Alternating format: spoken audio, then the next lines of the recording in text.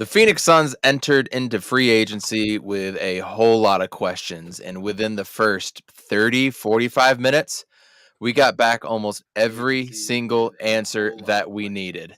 So here we are, breaking everything down. Gavin from the Aussie Suns podcast. Of course, we've got Jay Joyce here because why wouldn't we? And we're going to break down the signing of Drew Eubanks, Chimezie Metu, Yuta Watanabe, retaining Damion Lee, Josh Okagie, and what's next?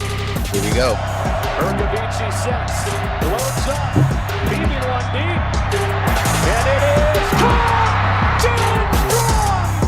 Blitz coming, Palmer extending the play. Nobody there. Crosses the field, Larry Fitzgerald. Fitzgerald is insane to the 4-yard line. Crowder looking, throws it alley. Oh! He puts it down! He puts it down! Neal inbounds, Desmond Cambridge. Oh! Arizona State has done it!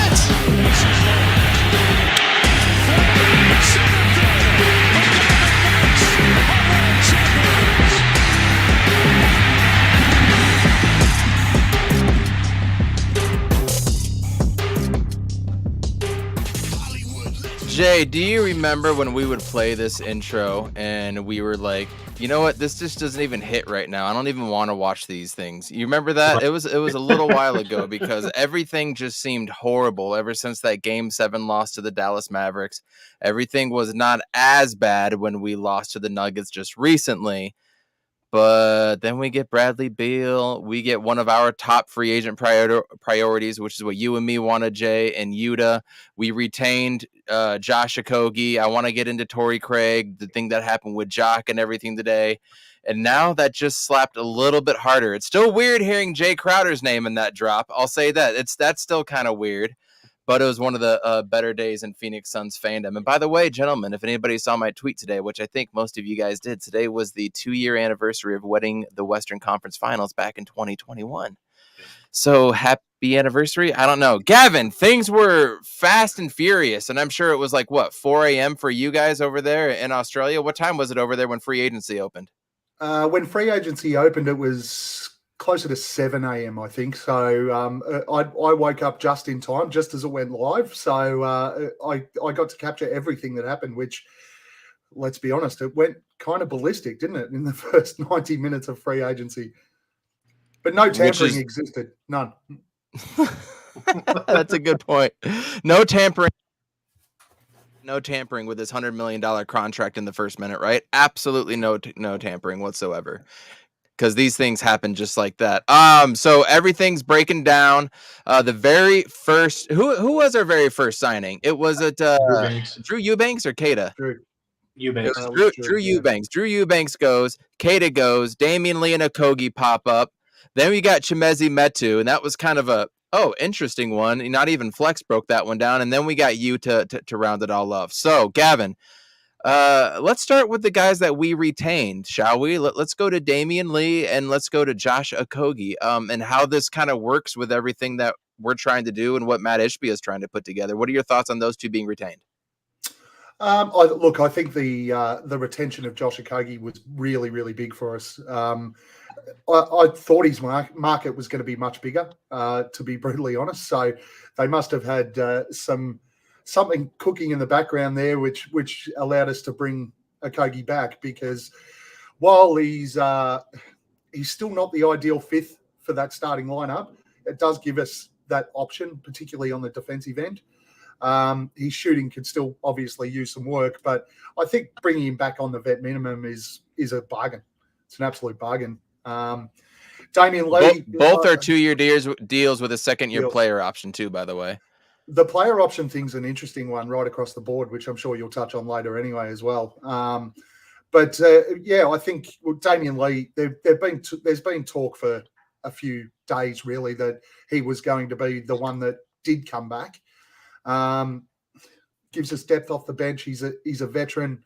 He's pretty good around the locker room. So yeah, I'm okay with it. I mean, we need to fill the roster, right?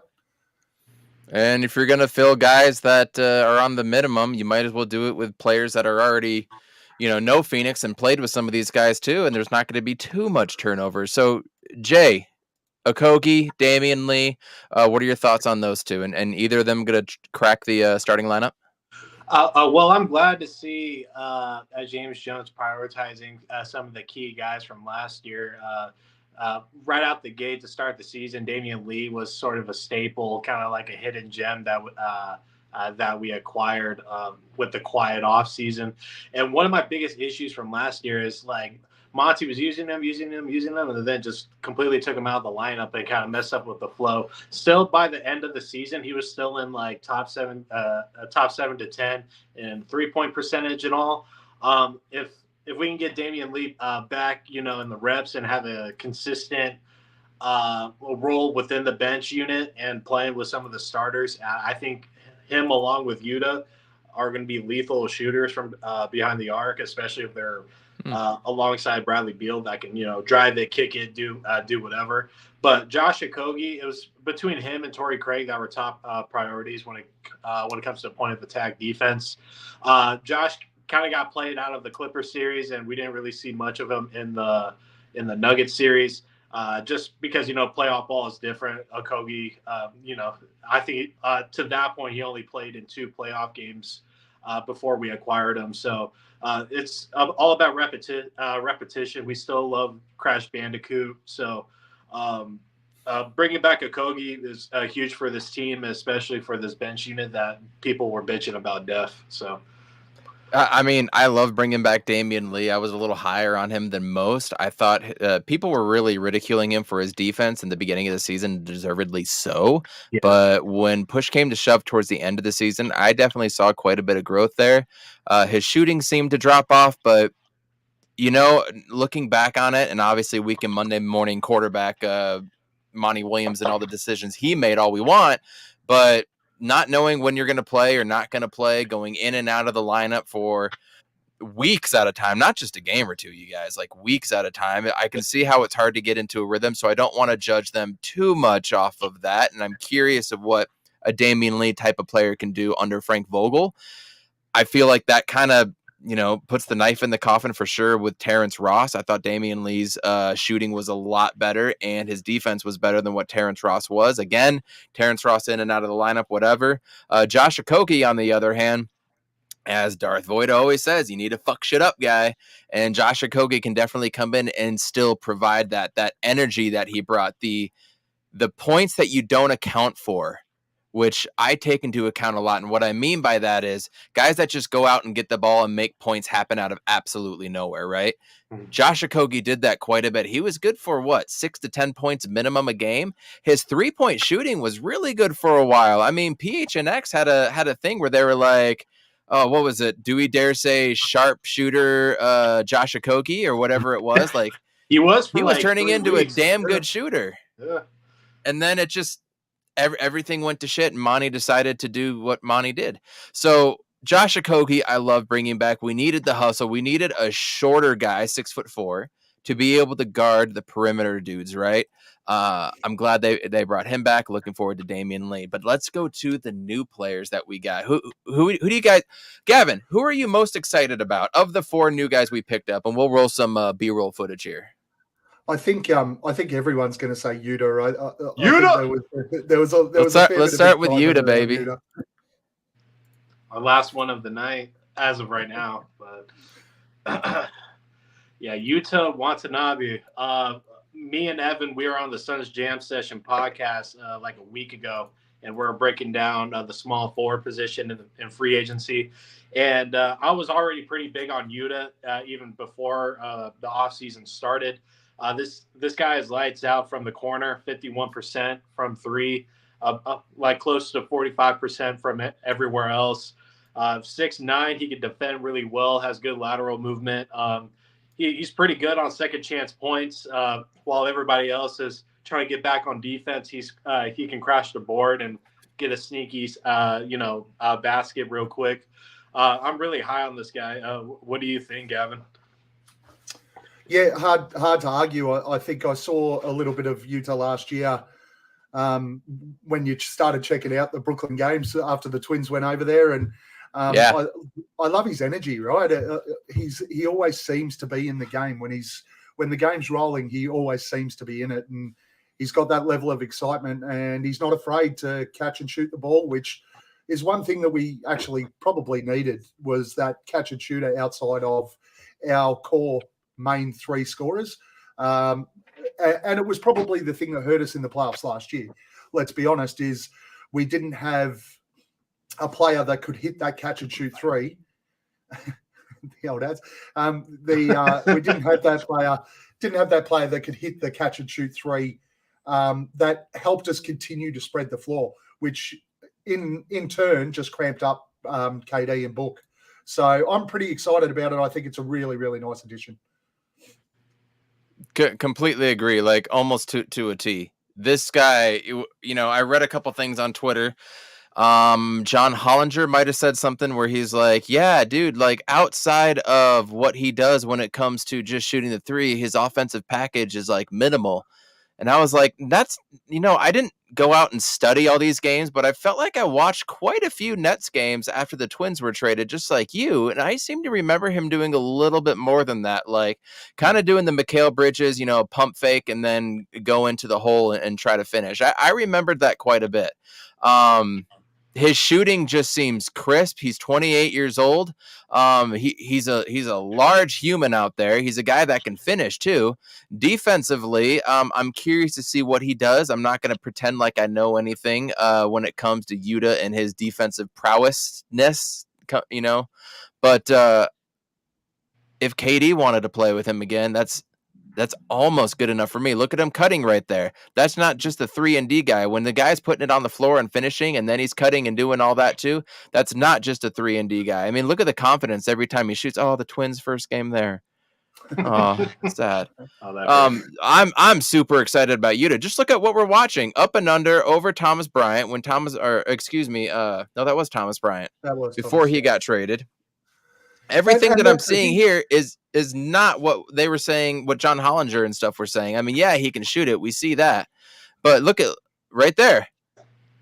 I love that. And those are those extra little possessions. This, right? What's that?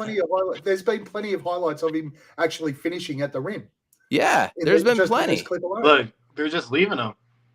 And they're just leaving him. And the thing I noticed just watching a few clips is that when the ball's going on one side, he's really rotating. I mean, we were used to watching Cam Johnson and Mikal rotate like hell, right? This guy seems to be doing it as well. Finishing. There we go. I'm excited for this. I think this is going to be a perfect guy to bring into the lineup if KD gets 2 quick fouls. If you need to take out Ayton and you want to go a little bit small ball or whatever. I mean, this seems just like the perfect fit, especially when you want to try to match up with not Golden State. I'm thinking of Denver and MPJ, right? Spread them out a little bit more and be able to take advantage of the quickness and everything that we have. Man, I'm really excited about this. The more I watch, what else is sticking out to you guys watching Yuta here? Just the size, man. Like he's just like the shooters that were available in this free agency poll, like Yuta's up there, and like he crashes the boards. He's not afraid to get physical with guys and stuff, and his hands are always ready. So like it's gonna be fun seeing Beal and Book and KD like bailing out on a drive-in, kicking it out to him in the corner, and it's gonna be like one of those things when you see Ross like wide open, it's like, dude, that's probably like most likely that's money, and you'll be surprised if he misses. Ooh, that was a nice little finish right there. Gavin, what else are you seeing from Yuta right here? Obviously, these are highlights. These are the best of the best, right? Yeah, of course, and but I think the thing that stands out is the energy within the game, right? And it's probably another thing that we sort of lacked on the outside a little bit in the playoffs last year. And you can see there, he's got he's able to put the ball on the floor. He can finish at the rim. The opportunities with ball in hand at Brooklyn, we just don't know how often he had those opportunities, particularly with the offense that they ran, right? They really ran the ball through Mikal once he went there. Dinwiddie's he's a bit of a ball dominant type player, but every opportunity you can see here, he's going to get so many of those wide open look opportunities with KD, Book, and Beal on the floor potentially at the same time. It's going to be a really, really nice addition for us. And the other thing that I was kind of thinking of with this guy, he had a breakout season shooting 44%, right? Jay, you've pointed out multiple times, like, what is it, 51% catch and shoot threes from the corner? That's going to be a beautiful sight for sore eyes. Yeah. But, you start the year with KD and Kyrie, right? You have certain expectations. You go in. Those guys aren't playing as much as they should, obviously, due to injuries and Kyrie being Kyrie. And thank God he went back to the Mavericks. I want to touch on that too. But then you make the trade, and Cam Thomas comes in and lights it up for what 4 or 5 games, getting 40, 50 points a game or something ridiculous. And then you bring in the twins and Spencer Dinwiddie, and then it's another completely different offense. This guy went through like 3 different types of systems while having a breakout year, which shows he can adapt. Yeah, and I think that's very important. That's a really good point, actually. The Nets went through so many changes in the last year and a half. But Yuta was top of my list of guys that I thought were pretty realistic and with a KD connection and stuff. But I'm pumped to have this guy. But the question is, does he start, or do we go with a point of attack defender on this team now? That's going to be tough to kind of figure out. I really want a point guard. It's a tough call right now, right? Yeah. It's a really tough call right now. But if personally, there's one of the other signings that I would start on the floor based on how the roster's shaped out at the moment. Just snap reaction type stuff. But yeah, I wouldn't start Yuta. He'd be coming off the bench for me. Absolutely. But we've got 4. Who's our 5th going to be? Is it potentially Keita, Bates, Diop? Could he potentially be that guy to come in? I don't think so. But watching the stuff that this guy does, he reminds me of a certain player that we may or may not have had just a little bit recently, a guy by the name of Mikal Bridges. I don't know about you guys, but I see, watching these highlights, I'm seeing a couple things in there that remind me of it. Just watch the way he goes in and how he's finishing. His 7'3" wingspan for a 6'8" guy. That's longer than Mikal. I'm not saying he's Mikal. I'm just saying that's the measurements are there. He shot 39.4% from 3 on a bad Spurs team, right? A bad Spurs team this year that got obviously the number 1 pick in Wemby. But then watch some of his other moves that he's doing. This guy, and I'll bring up the tweet in a little bit, this guy finished with some of the highest ratings for post-ups against shorter players, which, when is the last time we posted up that wasn't Kevin Durant, right? So now we got a guy that can post up, a guy that can shoot for 3, a guy that is pretty elite around the rim at finishing, and putbacks.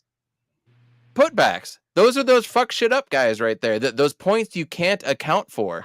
And now we got a guy that can do that instead of having Dario or Jock or Torrey Craig that wouldn't do those things. We got this guy who's young and fast and athletic, and Pop even came out and said he's making a name for himself. Could potentially be the best Suns player to ever wear the number 31, right? Gavin, he's my guy. Thoughts on Keita? This is the guy I'd start. I just think the length it takes away the additional pressure of KD playing the 4, gets him into sort of the 3, based on how the roster's currently, because I think there's still 1 spot we can fill up, potentially 2, depending on what we do with Isaiah Todd. But I really, really liked what this guy put on the floor for San Antonio last year. My brother's a Spurs fan, so I got to see a couple of their games. I don't think I would have turned them on purpose. Let's be honest with what the Spurs dished up last year. But I do really like the way he plays the game. I like the way he gets up and down the floor. Defensively, he's pretty solid. And as you said, that around the rim finishing and the ability to provide putbacks is.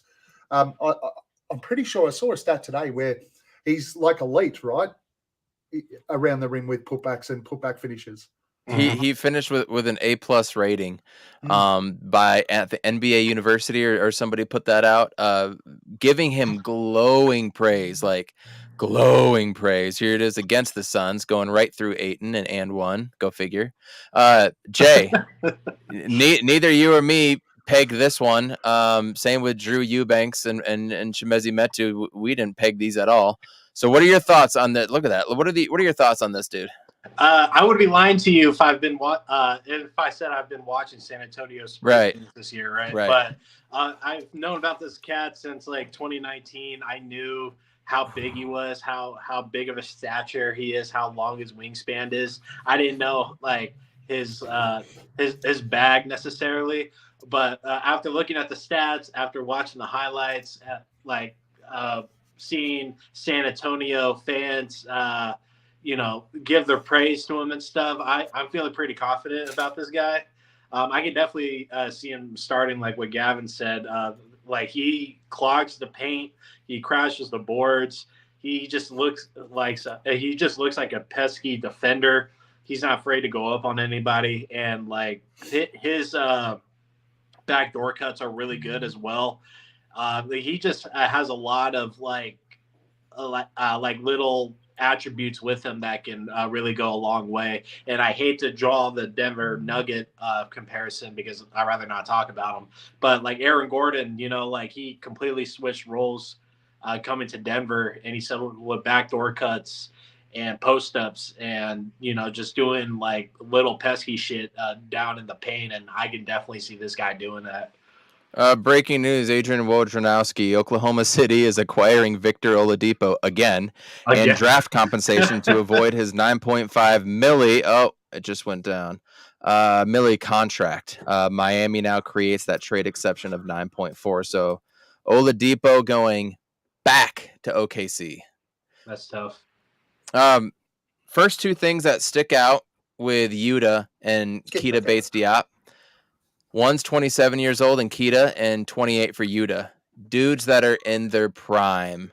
Not a washed up Kevin Love, not a young 21-year-old, 20-year-old, or second round rookie that you got to depend on, right? Guys that are literally in their prime age-wise. And it looks like, by the looks of it, this guy is still developing too. Yeah. He has like Stanley Johnson sort of defense, and that's what that's how Stanley made like his name really. Don't start with me. Like that's how Stanley Johnson has his name like in the NBA is because of his pesky defense. But here's like, posting up. Yeah, look at that. There he is against smaller players. And with such a big lineup, by the way, he's going to have those opportunities. For sure, yeah. And I didn't mean to cut you off about Stanley Johnson, but we try to talk about U of A as little as possible here, JJ. Let it go. Never. I will never let it go. No, man, these are solid role-playing moves. The one thing that I wanted to see the Suns do is getting guys that can fill roles, but not only fill roles, guys that can fill them with energy, with things that we haven't had before, and guys that are okay to a star like a Chris Bosh when he was with the Big Three to fill a role. You don't bring in a guy like that, right? I don't want big names just to fill a role like James Harden with the Nets. The dude is awful off the ball. What can he do off the ball? What can he provide? He doesn't slash and cut and do all these other things. He has to have the ball in his hands. So we officially got guys that will fill roles and that can thrive in them too. And I wouldn't be surprised as one of these dudes get 10 to 15 points a game. There's going to be somebody in here that's going to pop out, right? We didn't really like the Josh Okagie signing. Last year, nobody really liked Jock Landale, Damion Lee, and all. Nobody liked any of those signings. We were all kind of like, WTF. This year is a stark contrast, right? Stark contrast, just already. Any final thoughts on Keita, Gavin? No, I mean, just if you get the opportunity, check out the highlights, and I think you'll see how much value this guy can add to the team. Post up. Woo! That was quick. Whether it's off the bench, it was quick, wasn't it? Whether it's off the bench, whether it's in the starting lineup. Again, I'm probably opposite to you two, where I don't want a point guard. I've been pretty vocal about that. I think that positionless basketball is the way forward. I think the point guards, or in a traditional sense, just don't suit the way the game should be played now. But you have a look at this guy, I think he can add a heck of a lot of value to the Suns' rotation, whether it's in the starting lineup or coming off the bench. I think he's going to add some great value. I completely agree. Completely agree. Really, really, it just went into a Julian Champagne highlight video. We do not need to get into that one. So those are the first two guys we got. I believe we were 2 for 2 at that point, thinking that's about it, right? And then we get the Damion Lee and Okagie signing, and you're like, holy hell. This is going to be a lot of fun. No, excuse me. Drew Eubanks was one of the first ones. So let's go to Drew. Yep. I do have a little bad news on Drew. I don't want to share it because everybody's just so happy and, in the wind right now. And we got all these players and life is good. But I did hear from, I hit up Eric from Blazers Uprise. And I asked him about Drew Eubanks. I was like, dude, I'm really stoked about this. I mean, over per 48 minutes, this guy averages about 3.1 blocks a game. He only plays 20 and gets about a block and a half. Field goal percentage is high. He's got the big body. He's athletic. What's not to like about him? I was so happy when he was off my team, Eric said. I was so happy he's gone. All he wants to do is leave his man on defense consistently and go and chase blocks. I was so happy. He's one of the worst players. And he's from Oregon State, and Eric is an Oregon State fan too. It's like me talking down about James Harden being an Arizona State fan. You're getting the real deal when a fan of your college is talking you down in the NBA and he plays for your pro team as well. So that concerned me. Eric knows ball. Eric is really smart with what he does and how he breaks things down. So I got to admit, I'm a little bit worried. Now, I want to kind of caveat that because I know Frank Vogel is a little bit different when it comes to coaching, obviously, right? With a Vogel scheme and how it's going to be defensively, it's going to be way different. I mean, I just remember the Lakers and Roy Hibbert and those teams. Defensively, they were monsters. But that worried me a little bit. Gavin, what are your thoughts on Drew Eubanks signing with the Phoenix Suns? Again, 2-year deal, right? For a second-year player option? Yeah, he's let's be honest, it's rim protecting big off the bench. I think the way that Vogel likes to play is we're not going to see as much switching as we did with the Monty Williams defense. We're going to see our bigs back on the line and being a pain in the ass at the rim. I think that's what he's there for. Now, he may absolutely leave his player, but I think he's defensively, we're going to set up with an anchor anyway. So whether it's him leaving the player to be that rim protector or not, I think we're going to see that from DA as well. So it's just going to be the way that the scheme is set up. Look, I think he's a bigger Jock Landale. His three is ugly, though. Got some hustle. It is. Hey, 40%, ugly. Shoots it well, though. Can't spread the floor. What one thing to keep in mind that's interesting. Last year, he played 30 minutes a game. This year, he played 20. He played and started 22 games, got injured. In that time, 14.5 points, 8.5 rebounds for Drew Eubanks, a guy most people probably hadn't heard of before last year. Also came from the San Antonio not coaching tree, whatever you call it. He had let me get that off of there. He had 4 years in San Antonio before moving. So this year, though, coming from 14.5 to 8.5, 20 minutes a game, only 6.6 points, but still 5.4 rebounds. So, not terrible there, but it seems like the blocks also went up. So just a little tidbit on him and, his overall potential. Again, you guys, 26 years old, entering the prime of his career, right? We're not going off and signing a bunch of these guys. He's 26, athletic. Jock was not athletic. Busy for as strong as that man is, didn't have the coordination. He was athletic, but didn't have coordination to save his life. Jay, Drew Eubanks, what are your thoughts on him? What's your buddy's name from Blazers? Eric from Blazers Uprise. Yeah. I totally understand what he's saying, but again, their center rotation isn't entirely the best. Even though I like Nurkic and Drew Eubanks, like the same complaints that Eric is portraying is what people had for Jock Landale when we first acquired him, and we asked, fellow Atlanta and San Antonio people, how he was and such. So when I watch Drew Eubanks, he brings athleticism, he brings that speed. He moves pretty well for how big he is. He has a little bit of muscle. I get the whole chase and block thing because we had to deal with JaVale McGee for a season. I totally get that, but we didn't have a defensive-minded coach at the time. So I think with all these new additions for Frank Vogel's, all these picks are essentially for Frank Vogel, and he can dispose of them like as he wants. But I think he can teach him how to, plant his feet, just contest, because Portland isn't like a defensive team. They've never really been, since, the Clyde Drexler days, probably. Like, that's probably as far back as I can go. And they were still shooters back then. So, but like, I think Frank Vogel can, be that devil, on his shoulder and tell him,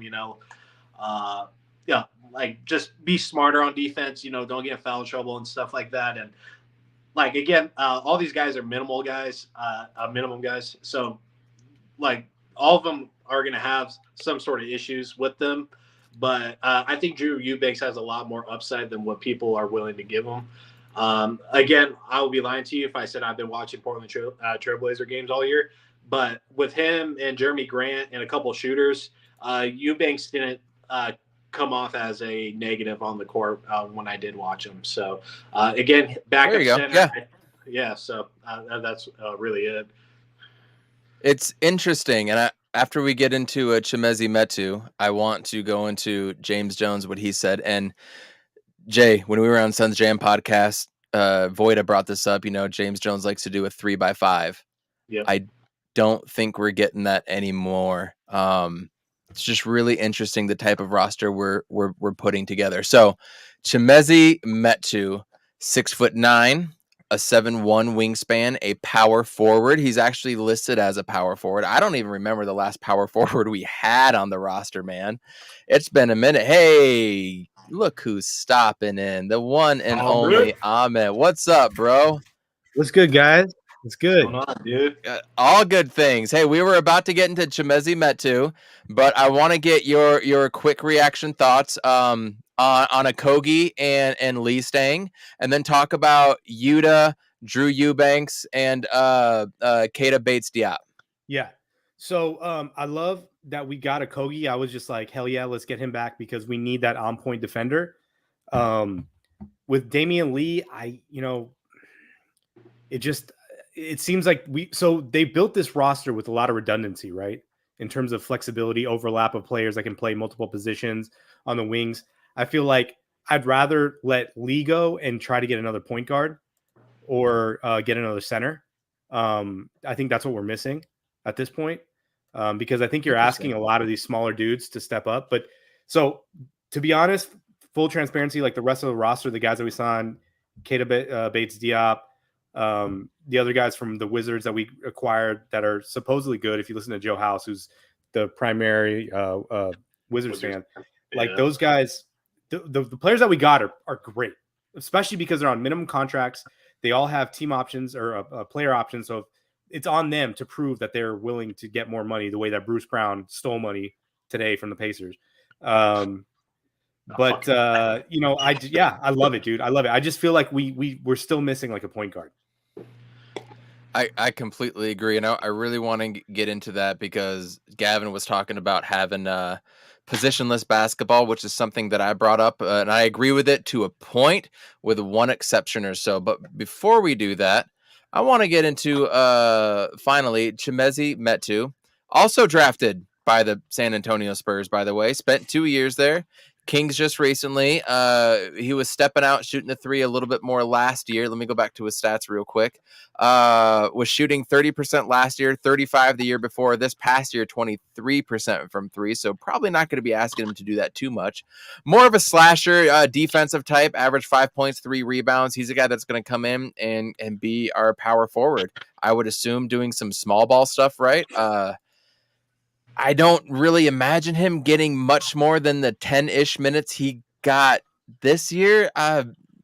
gonna open it up to you guys and get the highlights rolling. What do you guys think of this? I don't know.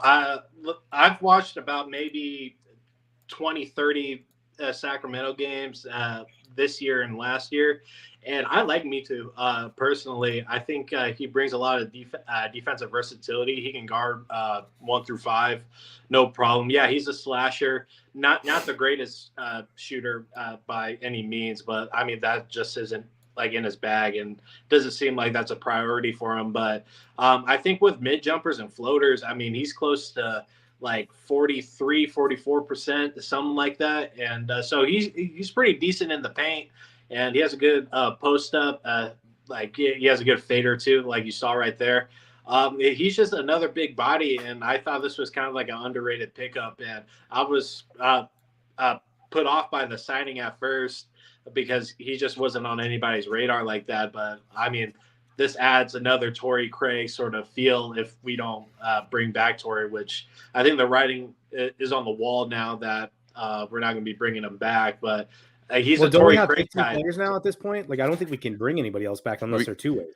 We got one roster slot open, and then I heard on Burns and Gambo that you can have up to 3 players on a 2-way contract. 3 players. Which you already have Saban Lee and Ish, right? Or no, Ish is guaranteed. I don't. No, they're not 2-way. I believe Gavin.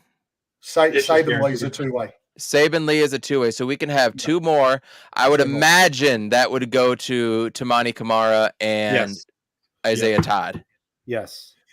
Yeah, we'll have to waive Todd and then put him on a 2-way. And I don't think anyone's going to lose sleep over that. No. We still have early bird rights on Torrey Craig, so he's pretty sought after amongst other contenders. We possibly could do a trade in the next 3-4 days with them, but I don't know. I mean, it's gonna suck letting Big Country go, but you have to shake things up. I'm happy for this dude coming in. Again, Gavin, guess how old he is? 26. 26, yeah. 26. Just fucking all 4 guys are 26, 27, or 28 years old. So these highlights good age profile right now, like everything he's doing is from the 3-point line down. He's dribbling down, right? Something that we don't see DA do. So I can imagine in a pick and roll situation, if he's playing a small ball 5, he's going to be a threat. I haven't seen any passes though. I mean, obviously these highlights are for him, but they're highlights, right? That's what I would like to see. The kick out. Ooh, there we go. Posting up a smaller player and going up. You missed the Yuta highlights. I think we were all drooling a little bit more than we thought over Yuta, the way he was able to bring it up the floor, the way he was able to put it on the floor and be able to go around his player, his sick 3-shot. This is pretty impressive as well, too. Kind of known as a shot blocking guy, too. I remember ASU playing him against him, and he always gave us fits. This dude was legit at USC, so I'm more familiar with that. But the college game is just so different, obviously, than the pro. Look at that, splitting the defense. Long guys too, long, lengthy dudes. These guys are ideal for the thing is, every move you're seeing here is confidence. Like there's confidence in this. Look what he's doing. That's AD right there. He packed AD. Look at that. Yeah. Fuck out of here. Yeah, I think he's ideal for that smaller 5 type role as well, isn't he? To add that flexibility, particularly around a bench unit. If Eubanks is not working out, if we need to rest Aiden, he could almost play that 3rd center type role. He is a better small 5 option than what we had with Ish last year, for sure. Or Jock, yeah. God, he is athletic. Look at that. We got far more athletic, you guys. We were missing speed and athleticism. We were missing that sorely. And now look at the guys that we pulled in. We got guys that can go up and get putbacks and run up the floor. Yuta can take it up the floor. This guy's taking it off the dribble. Like, these are buckets that you can't account for, right? That's what I love about we're getting. We're getting guys in their prime, guys that are defensive minded, guys that know their role, know where they're coming to and who they're playing with. Look at that. Just block the over Giannis. I'm very excited about how everything's going to fit together. And the good thing is we're not waiting. Gavin, you and I mentioned it off screen. We're not waiting until August or September to try to fold them in and not get a lot of run. No, we got them in the first hour, baby. They're going to be on the Suns all summer, getting into the city, getting into the practice facility, working with these dudes. We already see Book and KD. Book looking all campy right now, looking all scraggly, which I kind of like right now. And these guys are going to come in and put work in. No disrespect to Cam Johnson and Mikal Bridges. We got a lot more physical, too, than we were even 2 years ago. We're top to bottom. We're way more physical, in my opinion. And that's what Frank Vogel said. Frank Vogel said he wants to be the most physical team in the NBA. And he went out and got a bunch of guys like that. And now if you look at, think about the length. If you start Keita, right, you put him on the floor with KD and Ayton, 3 guys that have over 7'3" wingspans, all 3 of those guys. Yep. The deflections, the run outs, all the stuff is just going to change. Remember the Lakers team that we pushed out that year, but even the year before 2020, the length that they had on that team? Yes. The length was outstanding. It was so hard to get around them when they had one of the top 3-5 defenses? Yes. And you can even go further back to the Lakers teams in 2010 that we lost to that had Odom and Gasol and Bynum. The length on those. And Artest, yep. And Artest, yeah. Just watching these highlights here, lads, I think I've changed my starting 4. He's nice, man. He's very nice. I don't want like a Jaden McDaniels sort of situation, when it's like a 4-on-5. Maybe we can develop a little offense with him. If we can do that, I'm all in favor with having him in the starting 5, and I think a lot of people will overlook him. Jesus. Y'all remember Campaign throwing lobs to Jock Landale? Yeah. We ain't gonna have that problem this year.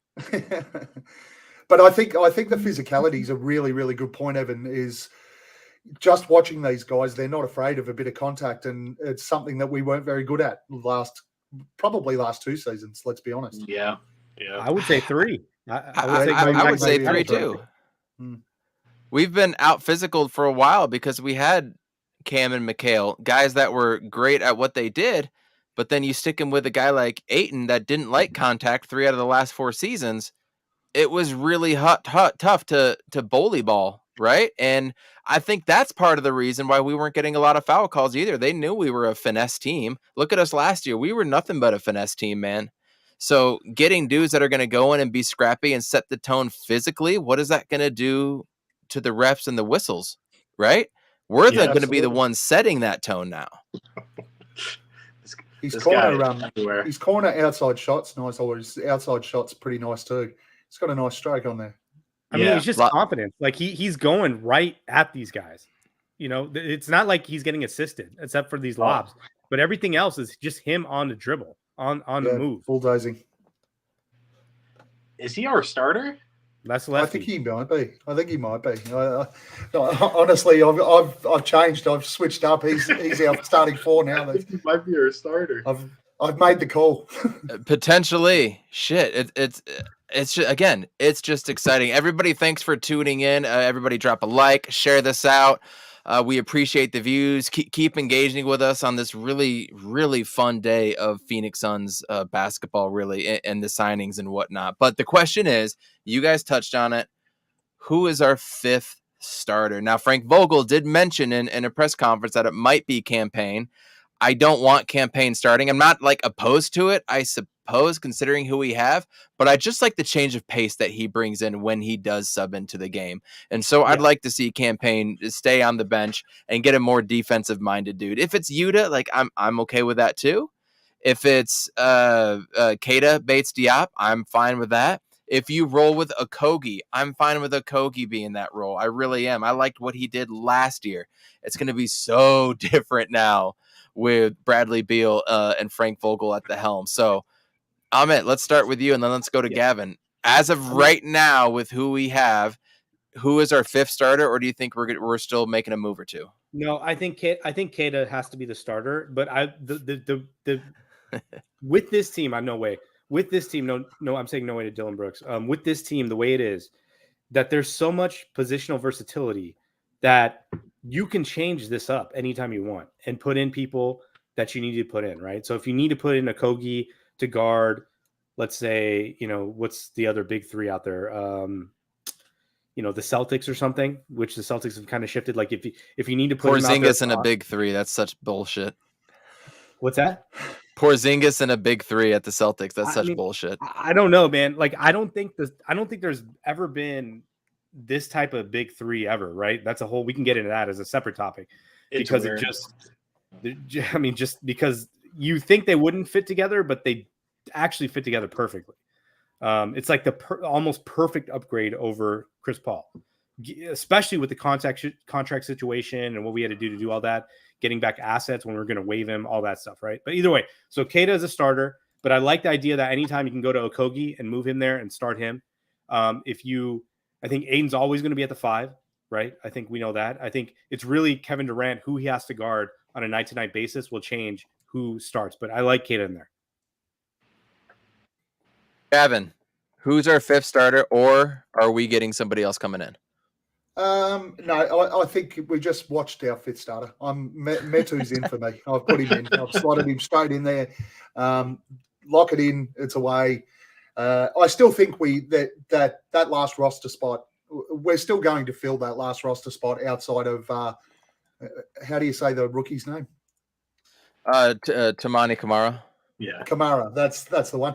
I still think he ends up with the 2-way. So we've still got some scope there to bring somebody else in, but there's 3 potential players there that you can slot into the starting 5. I'm a little bit against plug and play. I think we tried that last year and it didn't work. It sort of left us high and dry on a couple of occasions, particularly rotating between Torrey Craig and Josh Okagie. Yeah. Get our starting 5, lock it in, and we can make substitutions and adjustments off the bench from there. I'm with you. Campaign's got to come off the bench. I'd run with Book, Beal, and Durant running the ball, and then have Metu and DA in there. That's where I sit right now, snap judgment wise. Yeah. I'm not mad at either of those, but I want to hear Jay before I give my 2 cents. Jay, who do you got? Like me, I'm a traditional guy when it comes to basketball. I love seeing a established point guard. I just don't know which side I want to lean towards. Of course, I would love a point guard on this team and having Book and Beal at the 2 and 3 and KD at the 4, but I don't know, because I would rather have KD at the 3 and maybe a good. Me too. We could try a point Book for a while and have Beal at the 2. Like I really don't know. But as of right now, we don't have a point guard besides Campaign. I don't want Campaign starting, even though when he does start, he's not a negative whatsoever. He's gotten better every year, and his IQ's gone up on the offensive side of things. He's less sloppy. Of course, he still does Campaign stuff every now and then, and you're like, what the fuck, pull him out. But catch and shoot threes, I mean, it's gone up and up. He's been a consistent 43, 44% catch and shoot 3-pointer. And, his drive and kicks are, second to none on this side of the country when it comes to backup point guards. I would rather him in the backup point guard role, but then I think of Jordan Goodwin and what he can bring to this team and everything what Bradley Beal has said about him and Frank Vogel and Wizards fans in general. They were pissed that we got Jordan Goodwin in that deal, and he's a really good pesky guard. He's an Alex Caruso with a better shot. And it just makes me wonder. Are you Alex Caruso with a better shot? He's heating up. He's on fire. But I just don't know where to lean in this. But as of right now, Campaign, let's put him bench. And I'm kind of with Gavin here, dude. I would like, I'm with Gavin. I want to see Metu in the starting 5. I think he can go crazy. I honestly don't think we have our 5th man on our roster yet. Flex was 3 for 3 with who he put out with the only one, Chimezie Metu, not being on that list. Otherwise, Drew, Eubanks, Diop, got all of them right. And he came out with a tweet today that said, these things take time. We're still not done. It's going to be a long summer, which leads me to believe there's still something else in the works. Again, for the 100th, millionth time, I fully trust James Jones, y'all. Fully trust James. I don't know how many times he has to prove himself over and over again that he is a good GM, and he is. So I don't think we have that yet. But Gavin's got to head out here in just a few minutes. I want you to touch on positionless basketball, your thoughts, your mind frame behind it, why it's important for the Suns, and how this Suns team specifically is all about positionless. Because I agree to a point, but Gavin, please, before you had to head out. So I did a fan post on Brightside the other day around this completely. So I think the way that this team's being set up now, and particularly with the guys we brought in, and you touched on it, Evan, with athleticism and everything that we have now on the roster and our ability to actually move, I think we're going to see a return to a much faster playing style with the Suns pushing the ball, and I think it suits this roster to do so. Yes. Having somebody come down as a point guard, control the ball, set up an offense, I don't think that's the best style for this team to play. This is going to be rip down a rebound and take off. And it's going to be a fast offense that effectively puts the opposition defense on the back foot. From my perspective, the traditional point guard and slowing the game down, for the last 2 seasons, we saw it over and over again, the complaints about Chris Paul taking 8 seconds just to get the ball over half court and then setting up an offense. Traditional point guards, you see that all over the place. And you spoke about big threes before. I just don't see, and I think the PHNX guys mentioned it today, and they were talking about, have you seen, there's no one that wins a title without a traditional point guard. Now, I went back and racked my brain today, and I don't think there's anyone that's won one recently that has a traditional point guard. Nuggets didn't have one. Just look at the big three with LeBron and them. They had Mario Chalmers. We really about to say he's a traditional point guard? Lakers, Nuggets, the back to Miami, even the Golden State Warriors. Steph Curry's not a traditional point guard. Nope. See, he's an off-the-ball mover. He's probably ideally suited to shooting guard, which might suit him. Yeah, it might suit him. And he's a short Rip Hamilton with hella range, coming off of all the picks and everything. Yeah, absolutely. If you guys go back, like Ron Harper, right? Ron Harper was the point guard on the Bulls teams. Yeah. So, and someone just said it in the chat. Maybe the Spurs with Tony Parker. Maybe. Yeah, Fabio's right there. I think you're spot on, Fabio. Good call. I think that's the last one I can remember, too. What Derek Fisher with the Kobe years, right? With Pau Gasol and them. Yeah. Jason Kidd maybe with the Mavericks when he came in that one single year, maybe. But he was off his hedge, too. My man, Steve Blake, too. I just don't see the value in traditional point guards anymore. I think the only traditional position that still remains is center. And we see that because the most dominant players in the NBA right now are the centers. The guys that are in the MVP, they do. But right now, the guys that are in the MVP discussion, they're centers. The Embiid, Jokic, Giannis could be a quasi sort of center type player.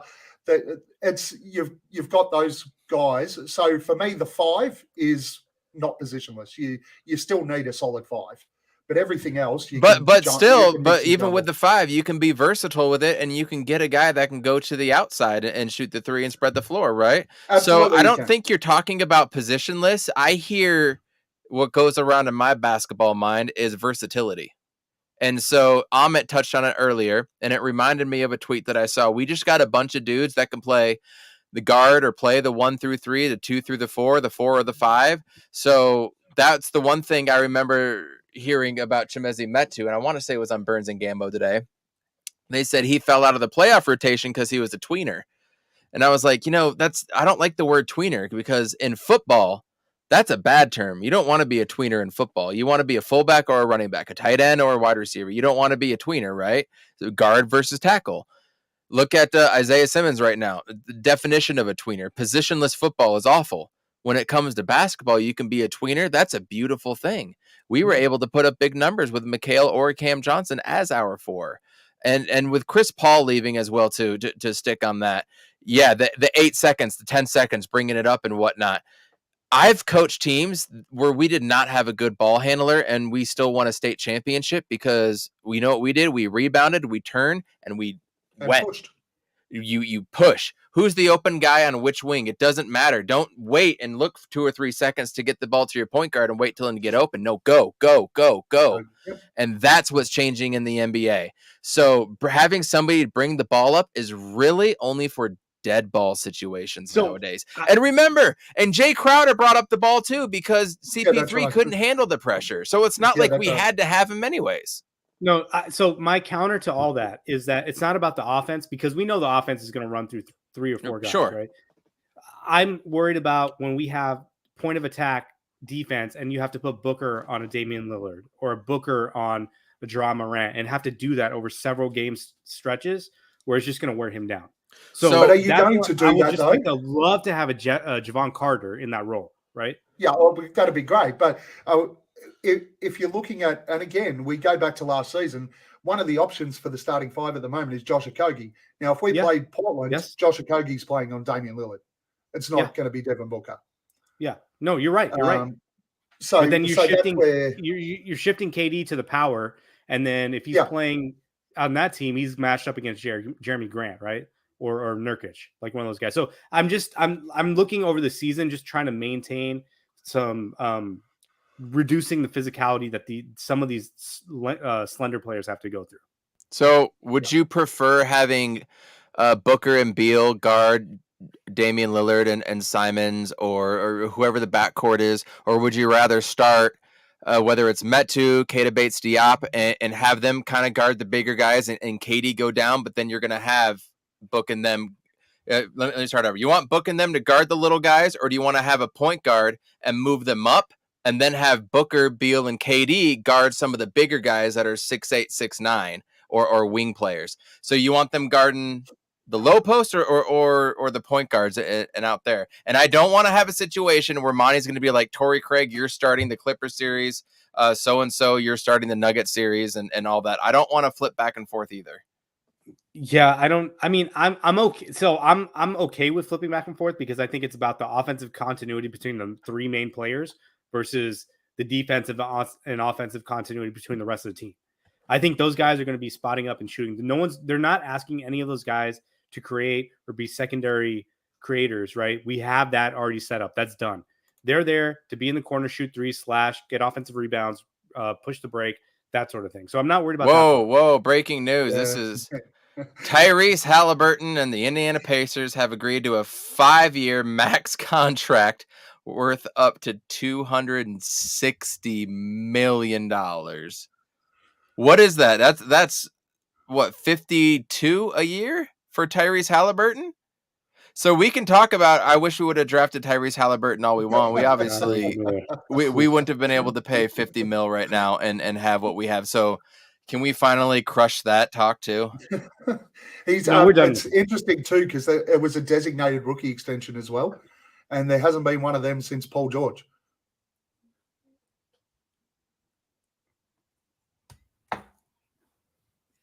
Is Evan frozen? Evan froze. Yeah, but you're right. Like that's a lot of money to give to Tyrese. I mean, I think he's deserving of some of that, but I don't think he's going to be an all-NBA player. Is he even in the top 5 guards in the league or point guards even? So, I mean, yeah, he has potential, but he's not going to change it. I mean, look at the team. Like they didn't even make the playoffs. Like the real playoffs. So, and here's Salty. Hallie could have been a son. Of course. Gavin, I do have to head off, gents. You got to head off. Give us your final thoughts on today. Well, it was a fantastic day. Plenty happening. It was a great way for me to kick off my day because we're only sort of halfway through the day over here. What time is it over there? It's almost 2:30 in the afternoon. So, Okay. it was a nice way to kick off the day. The wife wasn't too happy because I sat outside just doing free agent updates the whole time. But, enjoyed it. And I'm looking forward to seeing what happens with the last roster spot now. And appreciate you guys having me on too, really do. We've been trying to do this for a while, Evan. Glad we finally did. Let's have you on more. We'd love to come on too. We'll keep the phone lines open. Dude, thanks for coming on, and we'll see you soon, Gavin. Yeah, no problem. And if anyone wants to, tomorrow morning, our time over here, we'll be running our pod, the Aussie Suns fans. Check us out. Jump on YouTube at Aussie Suns fans, same as on Twitter. Jump on, give us a like, a follow, all that sort of stuff. I think 8 p.m. over here. 10 a.m. over here, which will be about 4 p.m., 5 p.m. your time. 4, 5, 6 o'clock, somewhere around there. Yeah. Yeah, around Arizona time, I think 4 o'clock. So jump on and join us tomorrow. And that'd be a lot of fun. Let's give you your first your first official He's on Fire drop here. He's on fire. Gavin, thanks so much, my friend. We'll be in contact soon. Have a good one. Cheers, mate. Cheers. Thanks, guys. Fun day. Real quick, I want to get into a little game that I want to play with you guys of who is better or who would you rather have on your team. And the Bill Simmons little shtick that he had of Landry Shamet versus Bradley Beal, is the series different if Beal takes over Shamet? I don't know. It's just the most drunkest fucking thing that I ever heard.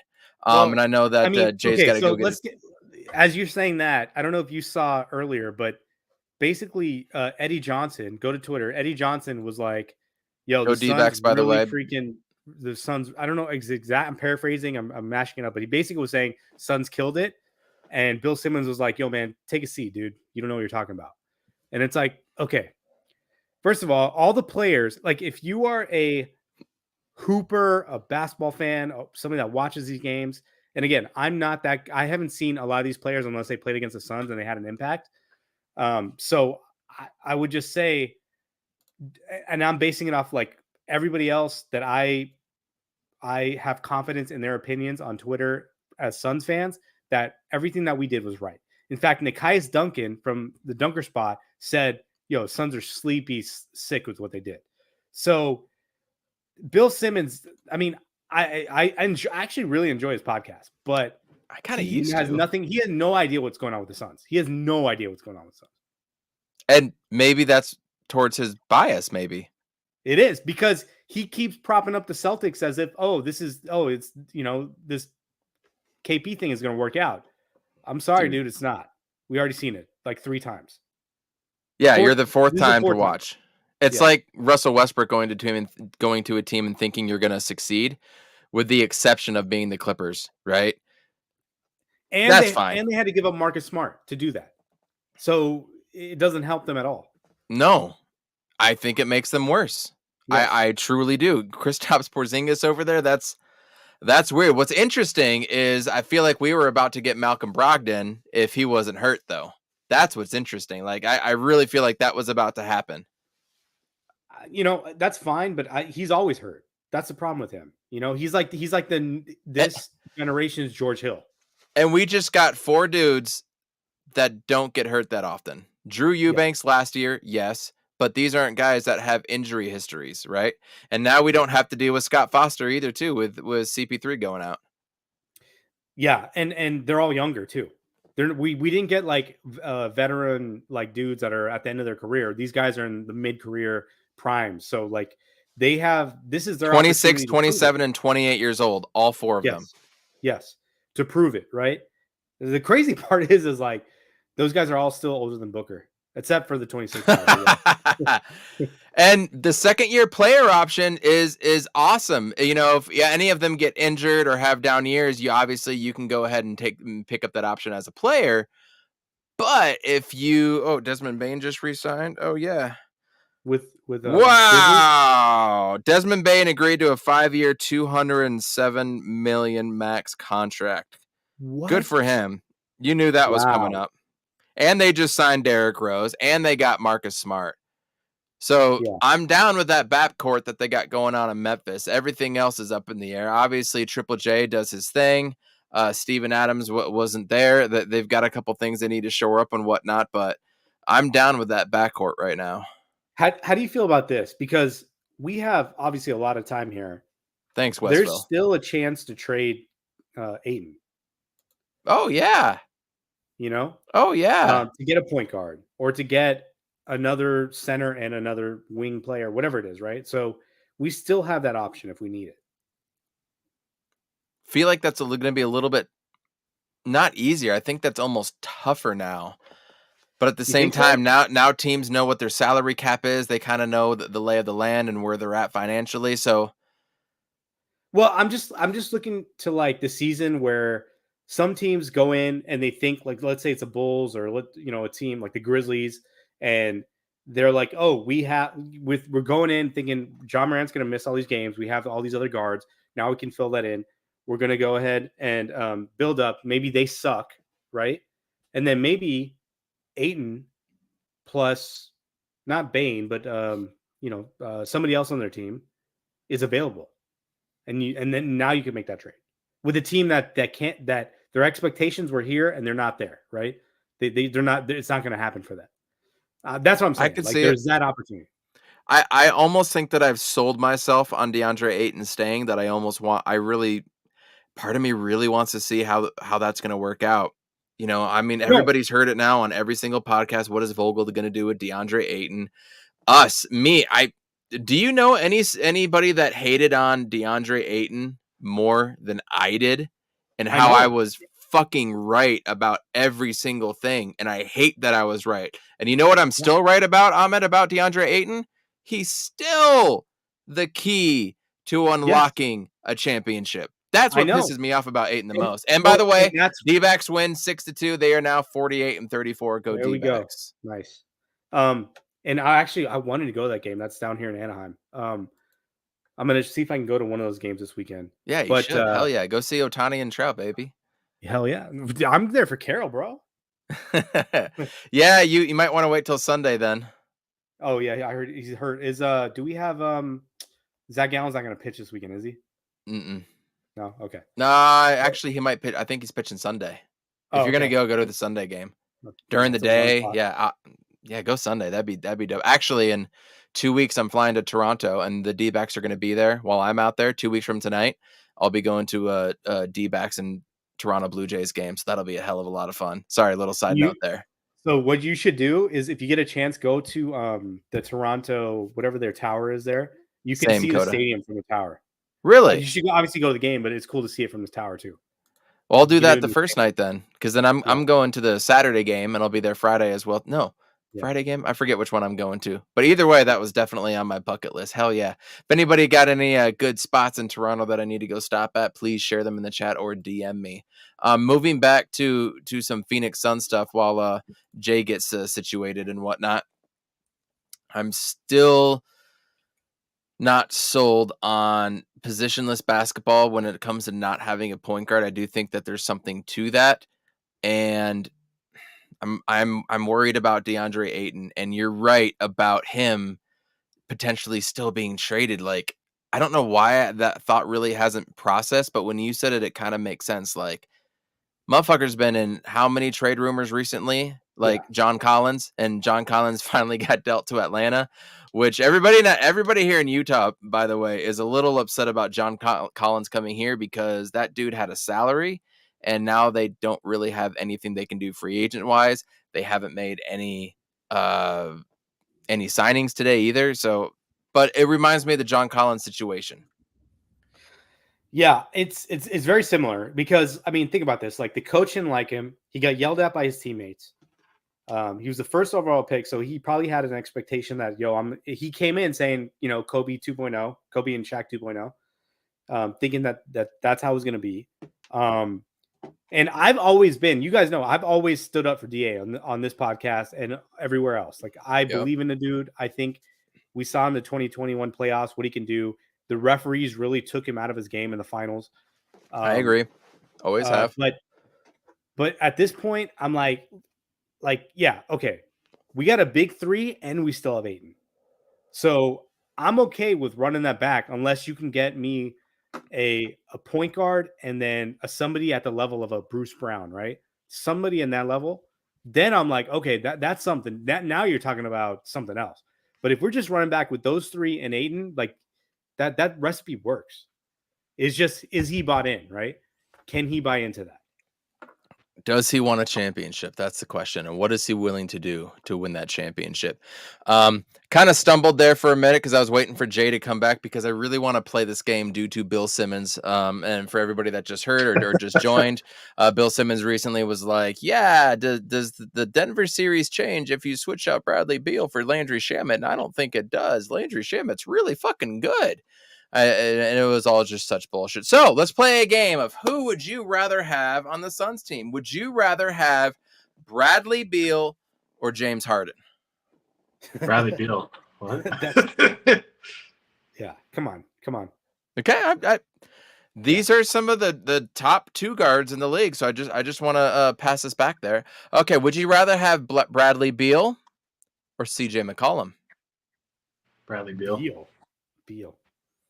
Bigger, more length. Easy. Would you rather have Bradley Beal or Jordan Poole? Easy. Okay.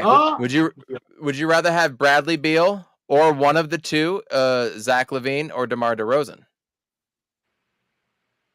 I still go with Beal because he's younger. Are you saying between DeRozan and LaVine? Between one of the, would you rather have Beal or LaVine or Beal or DeRozan?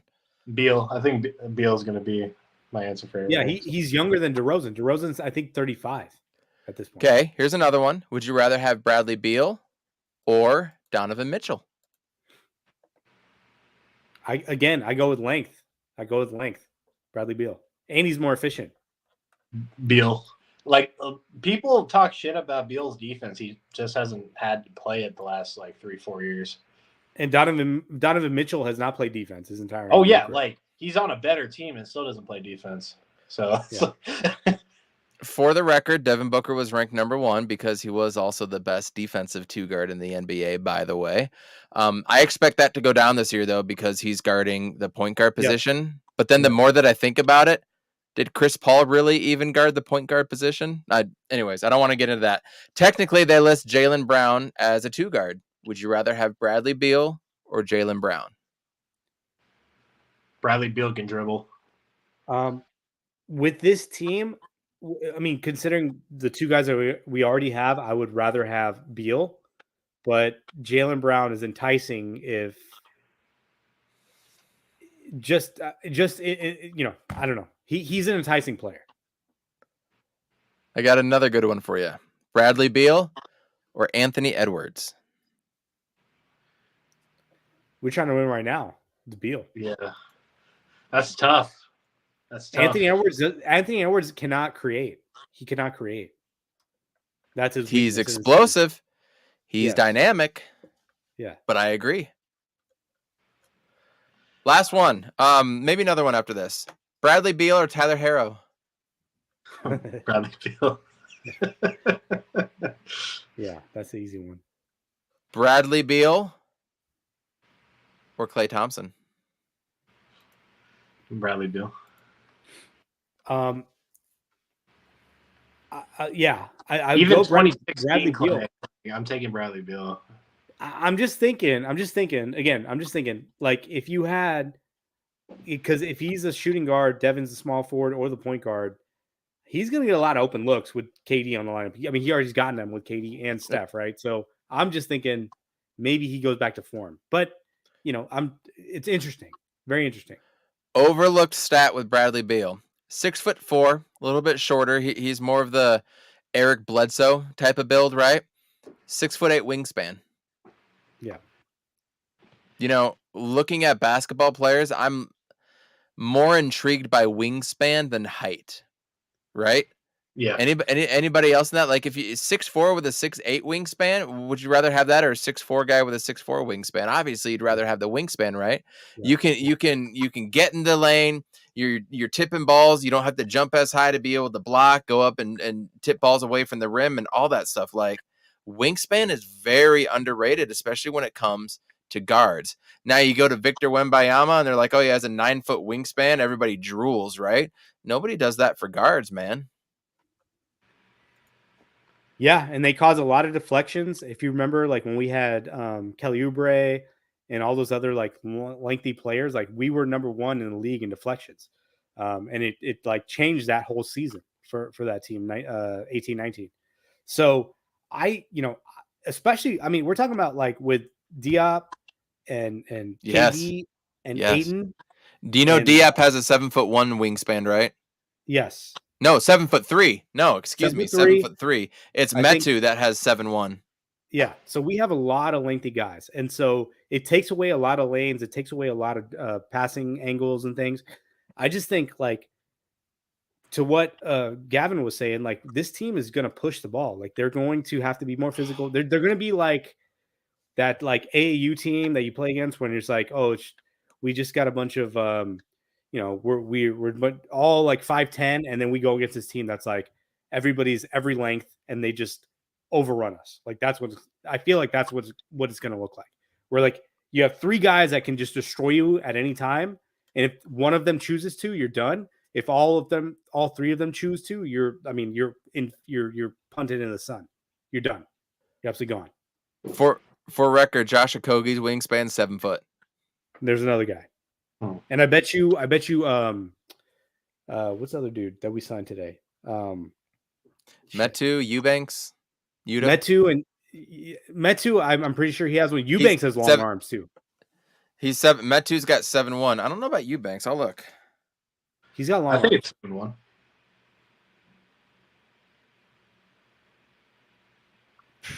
That's the only one that didn't come up right away. That's interesting. I'm pretty sure it's the 7-foot wingspan. He listed at 6'9" with a 6'11" wingspan. So in shoes, he's 6'10". Close. Yeah. So I mean, he's a white dude. He's not gonna have a wingspan. I don't have a wingspan. I'm 6'1" with a 6'1" wingspan. So shit. Yeah. Hey, Evan, can you pull up the Denver Nugget roster right now? Do I have to? What's this for? I'm just gonna go off top here.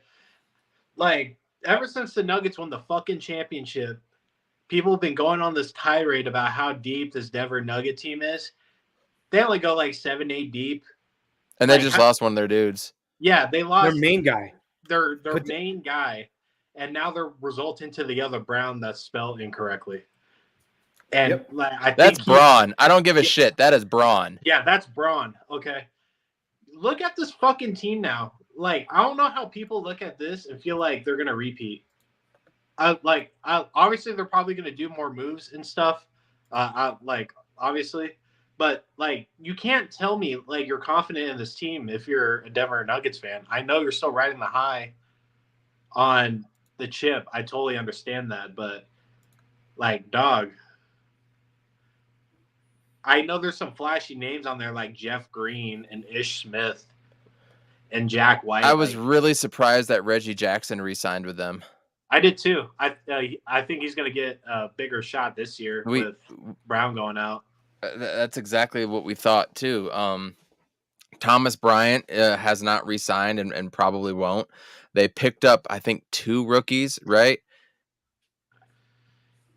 Yeah, it's like, dude, like, in terms of play style, compared to what we did today, dude, like, every guy we picked up is it's a lot more versatile than what Ish Smith, Jeff Green, Zeke, DeAndre Jordan, they don't even fucking play him, Colin Glitzby, like who the fuck are these guys? Like, the deepest team in the league.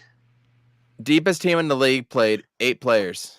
And they just lost one of them. And they played 3 playing teams. I'm sorry, dude. I am not a buyer in Christian Braun. He just plays around great players. I could be completely wrong, and I probably am about that. Contavious Caldwell-Pope did his thing. That's nothing that he hasn't done before, right? That's nothing new. Jeff Green is going to be another year older, man, and that dude has had injury history for sure. And this was it wasn't his best season, but it was the best that he played on a team because he actually won something. If you go back and look at Jeff Green's career, all the teams that he's played with, everyone expected so much out of him, and he sucked everywhere that he went. Like in terms of the expectations of like, oh, this guy's going to be the small ball 5 with the Rockets. This guy's going to be the number 3 guy on the OKC or Celtics fourth at the guy on time, OKC. yeah. Or he's Memphis, on the Clippers, Celtics, too. Orlando, Cleveland, Washington, Utah, Rockets, Brooklyn, Denver. Started with OKC. Yeah. Yes. He has the Shaq rainbow thing going on. I mean, shout out to him. Jeff Green, he's found a position in the NBA. Like, the best position you can have in the NFL is a backup quarterback. Like, you're rarely called upon and you're getting paid pretty well. That's Jeff Green in the NBA, dude. I mean, shout out to him. Like, he was in the same draft class as Kevin Durant. Yeah. And he was a year or two older coming out of Georgetown. Yeah. Yeah. He's going to be 37 next year, by the way, by the start of the season, too. So he's going to be another dude old. But people forget, dude, everyone talks about Chris Paul getting injured, rightfully so, and all these dudes injury prone. Motherfucker, Jamal Murray and MPJ were the definition of injury prone. Like, that shit was so lucky they didn't get hurt, man. I thought for sure you knew damn well once the playoffs started, MPJ was going to go down. And the most irritating thing about this conversation is, well, you talk to anybody because, of course, they're going to make the Denver Nugget comparison. But MPJ was wildly inconsistent in the playoffs. KCP kind of like, fucking Aaron Gordon, goddamn it. Yeah, KCP, brought in the points. Aaron Gordon did all the dirty work. They had, good pieces and stuff, but they're not the deepest team in the league. That's Milwaukee. That's Boston. That's you can even make the case for Indiana, honestly. And OKC, the Nuggets are like mid-tier when it comes to depth. I do not want to hear about depth. And free agency just started, and I think as of right now, we're a lot more versatile in the bench unit than we are with a lot of teams. I think when it comes to starting 5, I don't think anything really comes close. It doesn't matter if you put in that power forward position. Like, I think we have one of the better coaches in the league, even though he hasn't coached in a year. He has one of the most recent chips, and deservedly so, considering how lackluster that Lakers team was a little bit. But, dude, Nuggets won 52 games, rightfully so, but they played 3 fucking play-in teams in the playoffs.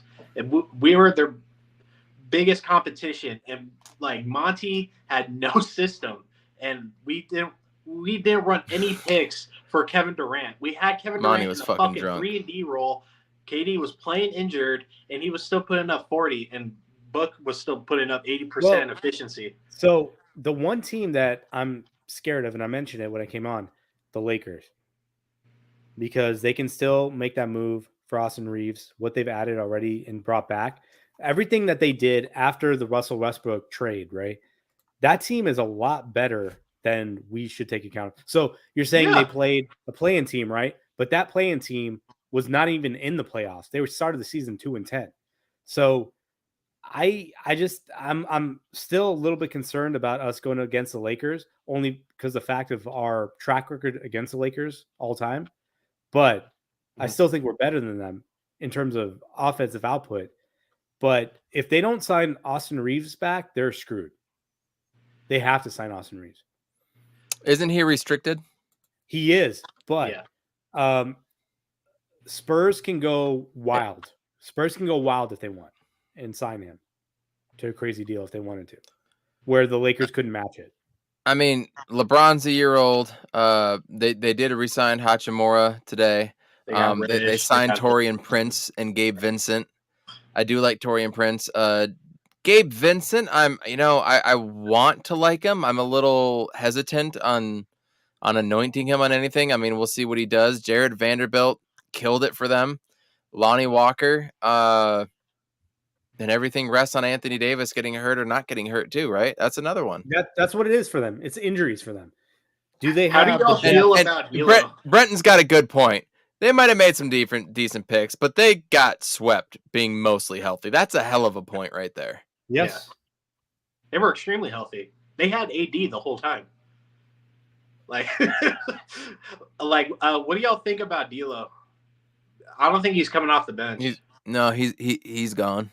Yeah, I don't think he's going to show up. Who did Dennis Schroeder sign with? He just signed with somebody. Toronto. It was Toronto. Yeah. Fred VanVleet going to let's talk about some of the free agent moves. FVV going to Houston, which was Fucking bag, dude. good. Robbery. That was about a bag. Robbery. That was not about basketball. No. Deep is that's too much money to turn down. Like people talk about like, oh, he's not taking the minimum and all that stuff. Like you don't turn down that amount of money. He's like, already got a ship too. Insane. Yeah. So yeah, He's won his He's won his championship. He doesn't have to do shit else. We talked about Derrick Rose going to Memphis. I like that. John Collins going to Utah. Rudy Gay going over to Atlanta. It sets up them pretty well. Dante DiVincenzo is still out there, by the way. Who else got traded? Victor Oladipo got traded today. OKC. Yep. Yeah. To OKC. Harrison Barnes going back to Sacramento. I thought that was pretty important to them. What about Kyrie Irving staying with the Mavericks, huh? 126 mil for 3 years? Bruh. He held him hostage. He had a 2-year deal. I think Good from what I morning. understand, other teams were going to give him a 2-year deal. And he basically got that 3rd year from the Mavericks because what else are the Mavericks going to do at this point? They cannot do anything else. The sign and trade potentially, but they need him. They need him. Bro, and they got Seth Curry back, which is actually really good for them. They got Seth Curry back. Yep, they did get Seth Curry. I mean, that's a good shooter. Real quick, some of the things that I just saw pop up. Jeremy Grant staying for 160 mil in Portland. That's an overpay. Joe Harris got traded from the Nets to Detroit. Monte's new shooter. Javon Carter getting a little bit of a bag to go to the Bulls for 20 mil. Cam Johnson getting 108 mil to stay in Brooklyn. So officially getting more than Mikhail now. Kyle Kuzma staying put. Kobe White staying put. We hit Torian Prince. Bruce Brown going to Indiana and spurring the Nuggets. George Jakob Poeltl staying with Chris Middleton staying for 102 million. So if they do that deal, if they do that deal for Chris Middleton, that means Brook Lopez they probably can't pay him as well. I would assume it'd be mid-level at that point, right? And he can get more money from other teams, whether it's the Rockets or the Spurs, the Lakers, or the Lakers. Well, I don't know if the Lakers can afford him, actually. But that's the one that I've heard is the Lakers being reported before they signed Rui and these other guys, right? True. I don't know where anybody stands now. And they have to pay Austin Reeves. So if they have to pay Austin $100 million, they can't afford. I hope Brook doesn't go there. Joe Ingles to the Magic. Herb Jones re-signing for 54 mil over 4 years. That is the steal of the day, in my opinion. Yeah. 54 over 4 years. Herb Jones, Josh Richardson, and Kevin Love back with the Miami Heat over there. Cam Reddish to the Lakers, by the way. That was a guy that we kind of talked about, Jay, just a little bit. We liked him. We talked about Dennis Schroeder going to Toronto. Thanks for reminding me. Reggie Jackson, DeAndre Jordan staying with Denver. And that was Monte Morris got traded to the Pistons as well too for a couple second round picks. Can you imagine if you're Shamit and not getting traded to back to Monty? Hey, Monty has a little team going happened. on right now. I'm not gonna lie, he has a little team going, but like young team. I'm curious to see what Milwaukee does because I thought they were going to really try to retool as much as possible. I was surprised by the Middleton signing. I don't know what that means for Drew. I don't know if Brook Lopez is going to stay. What has Brook Lopez made the last couple of years? Do you know? Yeah, I want to say it was in like the 12 to 15 range. Like it wasn't anything whopping like he had earlier in his career. Might go to Houston, dude, and be next to Şengün. That might be nice. But yeah, I don't know. I don't know where he goes. Max Struss still available. Dante DiVincenzo still available. Yeah. Yeah, I mean, for Brook Lopez, like his ideal role is with the Bucks, right? Like, I mean, that's his perfect scenario where he can post up when he needs to on second units. And then he's just like your defensive five that can shoot the three. But if he has to go anywhere, I mean, he's got a lot of options, right? So it's really depends on like what he wants to do. Just in the Mavericks and Dylan Brooks have mutual interest. I mean, Oh, God, can I hate please that team sign anymore? Patrick Beverly too, please. Oh my God. A couple names that are left on the point guard list. We already touched on D'Angelo Russell. I don't think that's going to go unless he wants a vet min. Then I'm all about that life. The only one that I could see that could really work, I'm going through Kendrick Nunn, Ish Smith, Frank Ntilikina, Aaron Holiday, who we know very well, Colin Gillespie, we've obviously just talked about, Matthew Dellavedova. None of these dudes on here. Mac McClung, Pat Bev, Russell Westbrook technically is still out there. Dwayne Washington Jr., Goran Dragic, DJ Augustine. None of these dudes, Shaq Harrison, by the way, really do it. But the one that I'm kind of curious about would be Corey Joseph. Corey Joseph with Detroit this past year. What's his age? He's had 12 years in the league. He's 31 right now. Yeah. So that's, I mean, at the point guard position, that's okay to be a little bit on the age side to have the savviness, maybe. I'm trying to sell it. I need somebody that can play defense and shoot threes. So I'm looking at, you said Max McClung, right? Matt McClung? Matt like McClung, him. baby. Yeah, I like him. I like Mac McClung too. But man, what a day, dude. Like seriously. Like this gives more of a an FU to like Sarver, because just in 6 months of Matt having the team, he's already spent more on luxury tax than Sarver's entire tenure. Yeah, he didn't Thank trade God. for money. Yeah. Fallen Founder, thanks for tuning in, my guy. Dwight Howard. I couldn't have said it better than myself, but I think he's killing it right now over in the China League. I don't know if you guys saw any of that. I heard, and he's shooting threes out there too. Yeah. Oh, if they're letting him shoot threes, he's not coming back to the NBA. Yeah. Wild shot!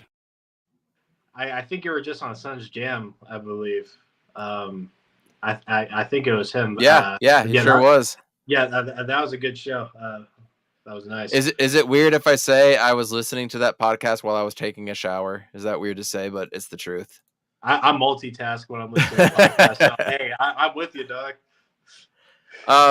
If we do trade DA, and you are looking to fill something from the center pool, you still got Brooke Lopez, who we touched on, Dwight Powell, nobody wants, Jackson Hayes, who some people like, Mason Plumlee, I was a big fan of, Christian Wood, no, Alex Len, no, obviously Jock and Busy. Still got Frank Kaminsky out there. Len, Alex Len, let's go back to Alex Len real quick.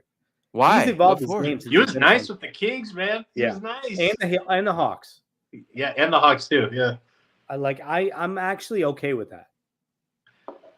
Like the Kings really should have played Len more when they were going against the Warriors, because like Looney was having trouble with Len, dude. Like I don't know why they weren't playing him more. I think Mike Brown was just stuck in his ways a little bit. I know that's kind of crazy to say, but like Len was eating, and he should have got another 10 minutes in those games.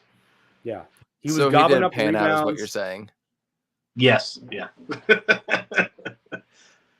Udoka Azubuike, Blake Griffin, Gorgie Jang, Boban.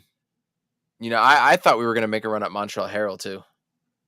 I was too, but I heard Trez and Vogel didn't get along. So we'll see. Like if we have information like that, it's probably pretty obvious, but yeah. Jackson Hayes and Mason Plumlee would be my other top guys. Were you guys surprised that Jock Landale's offer was it rescinded or whatever it was that happened today? Were you guys surprised at that? Yeah, what a way to start. Yeah. I mean, I think I think everybody thought that we would bring back Bismack and Jock behind Ayton, because that trio worked, even though it didn't work against Joker in the way that we thought it would. But there was just that potential that Jock could just make him run. You know what I mean? Make him play defense in those spot minutes that he's out there. But that's really stretching it. Like if that's what we're relying on to beat Joker, then we're screwed already. Like we already have like 3 of the best offensive talents in the world. So if we're relying on Jock, then what are we doing? And we can't have that mindset of like, oh, we're going after Denver because we did that with Milwaukee. And I feel like we could have beat Milwaukee if we faced them, but we didn't have the right matchup for Dallas. And we just looked discombobulated. Well, obviously we have a lot more scoring now. Don't get me wrong, but we can't just be gunning for one specific team because, you know, we're going to have that expectation like, oh, we're going to make it this far. And then, you know, we get bounced early. So, but no, I totally agree with you though. I hope you guys saw that. See, that's a fun one. That's the meme template that I used when we beat New Orleans, but it was like all of the Suns faces, and then it was like, you know, like Jose Alvarado and like the rest of the crew like in the gravesite, and that's how our podcast tanked on Apple Pod, you know. Yeah, it was all because of New Orleans fans. So if anybody's going on Apple Podcasts, please take the link below, give us a 5-star review, and combat the New Orleans Pelicans fans from a year ago. So we appreciate that help. But everybody hit the thumbs up and like button and everything. Fallen Founders wanting to know, but why? Metu, we went in fairly in depth a little bit.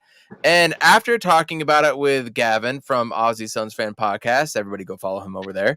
And after watching highlights, we were all almost like, hey, this guy needs to be our other starting player. He could be the 5th starter. He was taking it off the dribble. He's dunking it over people. He's got a 7'1" wingspan. He has a crazy little pull-up game. You know that ugly-ass floater that Bismack Biyombo had that was like straight up and he'd go like he would do this like dumb shit? Yeah. That's what Metu does, and it looks smooth and it goes in. He was doing all these little crazy moves. He's quick, he's fast, he's agile, he's athletic. I'm so every single move that they made except for Drew Eubanks, I am sold on. Would you guys rather have real quick? Would you guys rather have Richaun Holmes or Metu? Holmes. I think for what we need is Metu. I think you're right.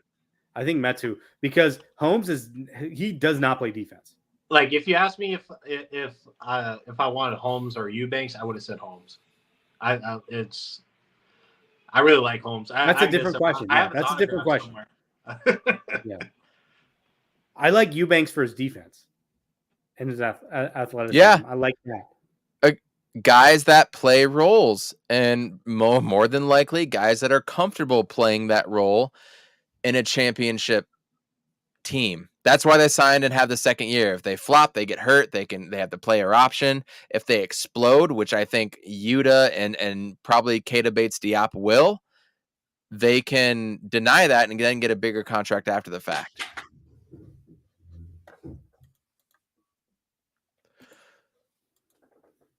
We have hit on almost anything and on almost everything. One thing I want to put out, Cody Hunt put this out a little while ago. The ages of everybody. Isaiah Todd, 21. Toumani Camara, 23. Both of them probably are two-way guys. DeAndre Ayton, Josh Okagie, Jordan Goodwin, all 24 years old. Booker, Eubanks, Metu, 26. Bates Diop, 27. Campaign, Watanabe, 28.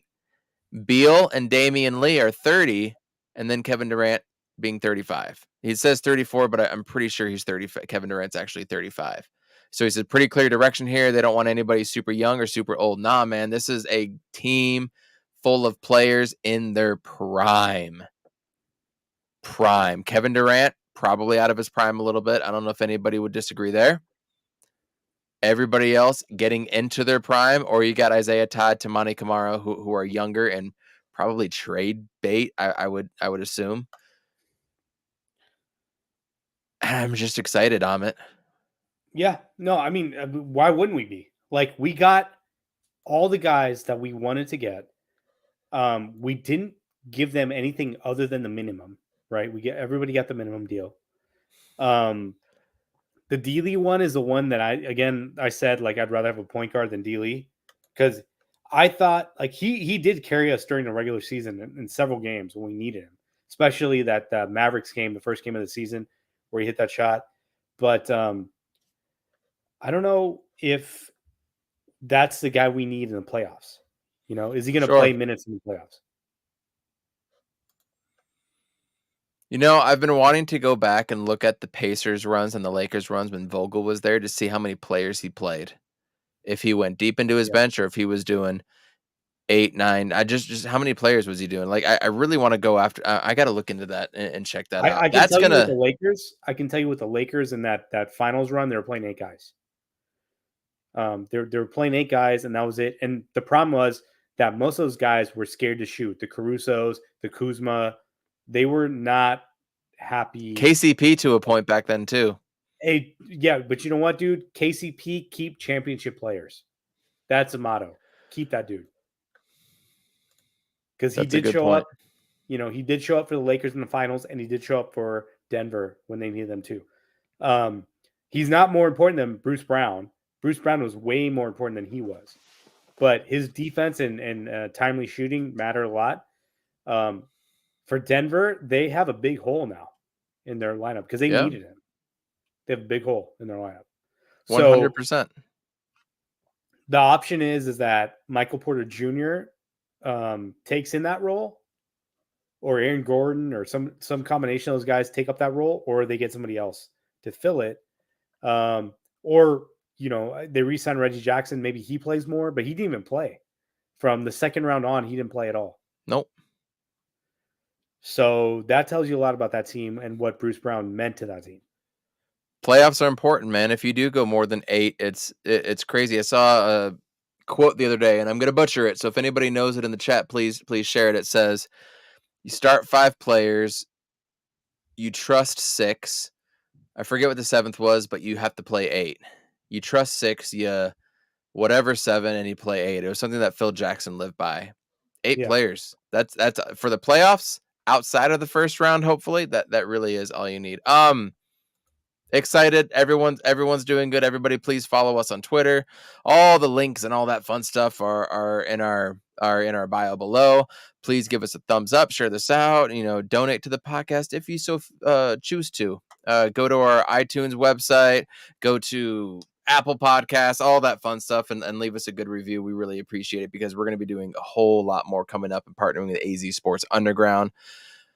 Diamondbacks won today. Corbin Carroll is going to be okay. It's fun to see him head to Seattle for the All-Star game. I'm invigorated again. Getting KD helped, but I knew we needed help, right? And we had a really poor offseason last year, and coming into this year with fresh money, going to get new jerseys as well too. I mean, easily, Ahmet. By the way, we still have made the biggest splash in the offseason by getting Bradley Beal too, right? Like, we still made the biggest splash. And it's funny watching Warriors fans melt down with Chris Paul being on that team now.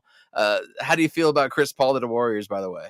I mean, he's going to be traded at some point during that season. Like, he doesn't fit. Here's the thing, dude. They're running it back, right? Like, Warriors are running back. Lakers are like, okay, we're going to stick with LeBron and AD. That's an old core with guys that get hurt a lot. You're relying on Steph to be fucking Superman, which he was. He's been, right? Can he do it again? I mean, and you don't have size. So if they go up against a team like the Lakers, they get completely exposed. So I'm not scared of the Warriors. I think they just get a lot of hype. Lakers, same thing, hype, but injuries are going to matter for them. And then it really matters if they sign Austin Reeves. But in terms of the Suns, like, if you I was trying to explain this to other people, like, that are like, yeah, the Suns, they fucked up. I'm like, how? They were going to waive CP3. He was going to be waived. We didn't want Shamet. We traded him away for second round picks. That's what you do with players that you don't want. On top of that, we were already over the salary cap, which you explained to me through text, right?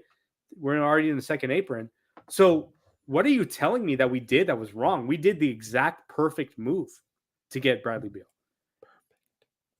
It was perfect move. Even if KD is the guy that stands in the corner, or Bradley Beal is the guy that stands in the corner, I'd rather have those guys stand in the corner than Chris Paul, Landry Shamet, Cam Payne, Mikal Bridges, Cam Johnson, right? Am I wrong? No, you're right. I found the salaries of the guys that we just signed today, and I want to share that with everybody. So keep going. I'm just putting this out there for everyone. No, I mean, that's my point. Is like, how can you say the Suns didn't fucking destroy the league right now? Like, they really did. The one thing, again, we don't have a third center. We don't have a third guard. I dropped my phone again. But we have Saban Lee on a two-way, so he can always come back onto the team. And if we need to guarantee him, we can guarantee him for that third role. How can you tell me that all these players don't fit together really, really well? Yuta Watanabe played with Kevin Durant, shot 50% on corner 51% on corner threes with Durant. So tell me I'm wrong. We got Damion Lee at 2.5, Keita Bates 2.4, Drew Eubanks 2.3, Chimezie Metu 2.5, Okagie at 2.3, Yuta 2.3. Dudes in their prime, and we got them at 2.5. Eubanks, every single Diop, one of those is rounded out to 2.5 mil. Well, so I would just say this: on the free market, Eubanks, Diop, and Okagie probably get more than that. Probably, yeah, right? At least the Javon Carter number, which was 20 million, at least that. Something like that. 3 for 18, the same thing that Campaign got after after the bubble. Like, that's the contract he got. They would be in that range of like, okay, there's potential. They're young enough. They do enough things that, hey, maybe this works, right? But like, how can you, especially with the team that they have, and you have Aiden, you still have Aiden. On top of all this shit, you still have Aiden. How can you tell me that this team is not set up to be the favorites? Man, Campaign's ass better not go out and play like 40 fucking games and then get hurt after he balls out in the first playoff game. That shit's getting old. That's a risk, and that's what I'm saying. Like, you need another point guard. Maybe that's Saban Lee. I don't know. Yeah. I don't mind Saban. I thought he did great. He was more of a defensive-minded guy. We'll see how he comes around. What do you think of Torrey Craig not being a Sun anymore? It looks like we're definitely moving on from TC. I mean, I think we gravitated towards him in that 2021 like Denver Nuggets series when he just balled the fuck out, or the Clippers series, the series before that. Like, I think we have an attachment to him as like a Suns player. But you got to remember, he left the Suns to go to the Pacers. We traded back for him, and then he was okay. He was great. He was our third best player in the Clippers series this year. But then every other series, what did he do? Like, I know. Hey, I've always been saying I love what Torrey Craig brings, but I always felt like he was a step slow. He was a half a step off, a half second away. He just wasn't quite there. I always thought if he just put in just that half a step more, or that little bit more, right? Whatever. Like, I think he's like 30, 31 years old now. 32. So like, replacing him with a younger player that's more athletic in those like garbage time or like rotation minutes in the regular season, I'd rather have these guys than him. Yep. All younger guys, all cheaper. More athletic. Way more athletic. Far more athletic. It's not even close. And I would say, for sure, way more versatile. They are. I mean, he makes really smart cuts and really gets really smart offensive rebounds. But at the same time, he's older than these guys. So we don't know what that means in a year. And I honestly thought this year he was going to show his best effort so he could get the deal that Bruce Brown got. Not that same deal, but, a big deal. A bigger deal than what he would have gotten. And he didn't prove it. He didn't do that. So we'll see what he gets. He's going to be on a minimum contract. I really hope he doesn't go to the Clippers or Lakers. Man, I don't even care. Everybody's chasing us right now, bro. You're right. But you don't want to see those guys wearing Laker gold or Clipper, whatever, the red, white, and blue, black, whatever they have. You know what? Normally I say that. I just have so few worries with this team. Outside of things you can't plan for, which are injuries, natural disasters, God striking down, that kind of thing. I have so few worries right now. Like, I don't even think we're going to have that many bumps in the road to start everything off. Maybe the first 10 to 15 games might be rough, right? Everybody's I signed think early. Everybody's here. They're going to be coming in soon. Everybody's going to be working together. And when you have an owner that is willing to spend money, like I'm not even worried about the future. One, you can go out and buy second round picks for money. You can go out and buy them. So whatever, screw these picks. You can go out and acquire them. You trade Bradley Beal in 2 years and it doesn't work out, or God forbid you do have to trade Devin Booker or whatever. How many you can replenish your roster in one move? KD has 3 years left. You don't think a team like the Atlanta Hawks would want KD for the final year of his deal and be able to give us some stuff in return too? Oh, we're getting 4 first-round picks for that. When he's 30, I don't know if when we're 37 he'd be able to with 1 year left. If it was younger, obviously, I mean he did. I'm just saying if Atlanta's in the Someone will pay for it though. You're right. They're like Eastern Conference championship level team, right? So they're going to make a deal. Charlotte would do it. The Knicks would do it. Knicks would fucking do it. Are you kidding me? Knicks would love that. They would do it right now. Yeah. Yeah. I mean, yeah, like the way that the team is set up in terms of, because that's the other thing is like, oh, the Suns, they don't, like, you heard ESPN, they made that comment like, oh, the Suns don't have a draft pick until 30-31. They're absolutely wrong, first of all, because we have the swaps and the the Wizards are not going to be better than the Suns the next 4 years. No, so they're gonna have the pick, and we're gonna have the 25 to 30th pick. We're not gonna swap with them. No. Well, no, they would have the swap option, and it would make sense. Why would you trade back? It makes no sense to trade exactly, back.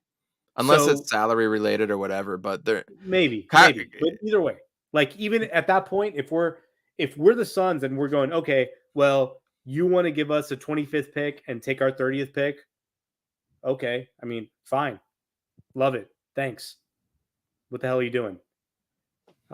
So the team is set up well. And the salary cap is going to go up in the next year or two with the new TV deal. So that 168, 165, whatever it is, that's going to go up. 183 is going to be the number. That's the second apron though, right? That's going to go up. Maybe. You're right. Yeah. Whatever it is, it's going to go up probably exponentially. And we got an owner that's wanting to pay, and my camera's starting to bug out. I see that. But you're going to the Spider-Verse. A little bit. I'm still here, audio though. Did you watch the Spider-Verse movie? Across the Spider-Verse? No, not yet. It's hard to get away with kids. I still want to see The Flash, even though I haven't heard great things. Still haven't seen Guardians. I want to see Transformers. Indiana Jones just came out. So many good things as well. Yeah, dude. So I took my son, he's 7. He's turning 8 in December. We went and saw Across the Spider-Verse a couple weeks ago. Dude, it's better than Into the Spider-Verse. It's better than that movie. It's so good. That's what I've heard multiple times. Yeah. He plays the soundtrack like nonstop at our house on Spotify. Hell yeah. Yeah. I mean, it's such a good movie. It's really good. Isn't it a good summer? Last year was like a long, drawn-out summer. This year, you got the D-backs kicking ass, and you get to watch Corbin Carroll emerge. You got good things going on when it comes to the Suns and whatnot. I'm excited. I'm not excited for the Cardinals, but I'm excited to see what this team is, their DNA, and how they're going to build in the next few years. I'm just excited for everything that's coming around, dude. Yeah, me too. Like we have to see what happens in camp for the Cardinals to understand like how this team is going to work together, because I think there's some overlap in the draft positions and some of the other stuff that they did. Indiana Jones Don't is that say bad. that, Okay. Westville. Shit, I haven't heard that yet. Yeah, I heard it was a good closer for his role. That's what I heard. I don't know, man. I don't know. Like I didn't really have good hopes going into that movie. But yeah, I mean the way that the last movie went with Shia LaBeouf, it was bad. It was really bad. Yes. You know, I rewatched them all with my wife. She didn't watch Temple of Doom. She doesn't like that one. But I remember watching the last one with Shia, and I was, for the first half of the movie, again, I'm like, this is a good movie. Like, why was I hating on this? And then the second half of the movie happens, and you're like, oh, yeah, that's right. Why is he swinging with apes in South America where apes don't even live? Makes no sense. I didn't get that in depth to it, but damn it, You're right. It doesn't make sense. And the Crystal Skull thing, Like this guy's been in the ground. We put the skull on this other thing, and the guy's alive. That's weird. Fabio's got a good point. First off season without Sarver. It's hard to find a Suns fan that isn't happy right now. It's because we're paying, baby. Because we're paying. Hey, championship run has to start somewhere. It's starting here. I liked the draft pick of Tamani. Develop him. I thought we were going to retain Baisley. I thought he was going to be our development player. But he's not ready. And these signings clearly go for experience and guys in their prime and not a 23-year-old that's still developing. Jock, dude, I want to say my piece with Jock. Everybody was on him, on his nuts, no pun intended, Jock, but I just didn't think that's what we needed. I know he had a little bit of chemistry with KD, but he wasn't a rim protector and he wasn't a stretch big. You can be fierce and tenacity and do all that crap and as you want, but at the end of the day, it's not what we needed and it's not what Vogel wanted as a rim protecting center, right? So here we are. No Torrey Craig. Say goodbye to Terrence Ross. Say goodbye to TJ Warren again. I don't think anybody's going to miss them, but it's not their fault. Thanks to Monty Williams. Who else are we missing? Are we missing anybody else that we're not bringing back? I mean, Shamit's gone, right? Shamit. Who? No one cares about him. Bye. Biombo, gone. Sorry. Yeah. I like Busy. I like Busy for the athleticism and the big guy that he had. He never had to worry about him. He donated his whole fucking salary to build hospitals and whatnot in Africa. It's hard not to like the guy. So I hope he can get picked up somewhere. Man, I am gonna miss Busy, but he wasn't adding anything, right? Well, I mean, I just like his physicality, especially when you have to play like a Giannis or something like that. But there's redundancy in this roster for that particular purpose. So I'm not worried about that at this point because he cannot make free throws and he cannot do anything other than dunk the ball. So, I mean, I'm good. Yep. We're in a better place. Go Cardinals, go Suns. Diop's on a hot roll. Excited for ASU football. Way better than it's been in the Valley than the past year and a half. So we're going to get out of here now. Amit, where can they find you on Twitter? I mean, at Sustainable, Amit, you can find me there. Follow us on He's on Fire podcast. Go ahead. Me at Coach Evan B. Like and follow the page, hit the subscription button, ring the bell, do all that fun stuff. We really want to push for 500 followers before the NBA season starts. So sub to this, hit us up on the audio airwaves. Holy shit, it is a good time to be a Phoenix Suns fans. For the first time in a long time, I'm not worried about our roster. We still have moves yet to make. Everybody go check out what Flex from Jersey tweeted as well too. These things take time. It's going to be a long summer. Other things are in the work. Let's see what happens. Who knows? Go Suns. Keep your notifications on. Woj is going to break some news like any minute, I'm sure. And have a happy 4th of July, Amit. What are you doing over the 4th? Doing anything fun? Fireworks? Barbecue? Yeah, we're going to be local. I mean, we were looking to travel, but it's just with all the flight delays and cancellations and stuff, we were just staying here. I have friends coming out from Arizona. We're probably going to go to a local show here in El Segundo. And just, we're just gonna keep it local. What about you? Hell yeah. We're going to do the same thing. We were going to go camping, but then we just had my wife's birthday last weekend, been doing a bunch of shit, getting ready for new baby and whatnot, and just decided to chill out. And Jordan just ended up getting sick today. So it's a good thing we didn't go anywhere. So we're going to keep it local. We're going to chill. Probably going to have a few beers, watch some baseball, and who knows, if something else goes down, maybe we'll have another podcast, huh? There we go. And I'll let you guys know if I end up at the Angels game. Take some pics. Absolutely. Yeah. All right. You guys have a good one. We are out of here. He's on Fire podcast. Thanks for tuning in. Peace.